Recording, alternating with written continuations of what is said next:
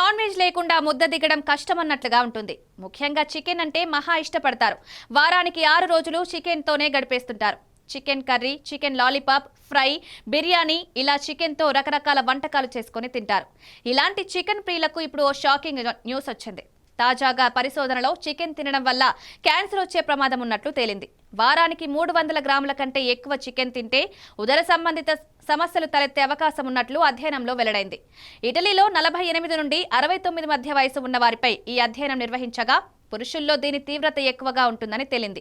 పరిమిత మోతాదులే తింటే ఎలాంటి ప్రమాదం ఉండదని నిపుణులు సూచిస్తున్నారు. అయితే చికెన్ తినడం నేరుగా క్యాన్సర్ కు కారణం కాకపోయినా వంట విధానాలు, ప్రాసెసింగ్ పద్ధతులు, కోళ్లను పెంచడానికి ఉపయోగించే హార్మోన్లు, యాంటీబయాటిక్స్ క్యాన్సర్ రిస్కును పెంచవచ్చు. కొన్ని అధ్యయనాలు చికెన్ తినడం ప్రోస్టేట్ క్యాన్సర్ రిస్కును పెంచే అవకాశం ఉందని సూచించాయి. అయితే దీనిపై ఇంకా పరిశోధనలు కొనసాగుతున్నాయి.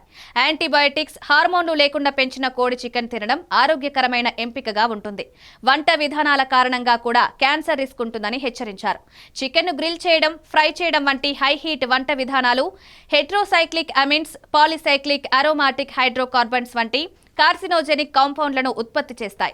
ఇవి క్యాన్సర్ ప్రమాదాన్ని పెంచే అవకాశం ఉంది. Chicken nuggets, sauce, deli meats వంటి ప్రాసెస్డ్ ఫుడ్స్ అధిక సాల్ట్, ప్రిజర్వేటివ్స్, అదనపు రసాయనాలు కలిగి ఉంటాయి. ఇవి కొలన్ క్యాన్సర్ రిస్క్ ను పెంచుతాయి.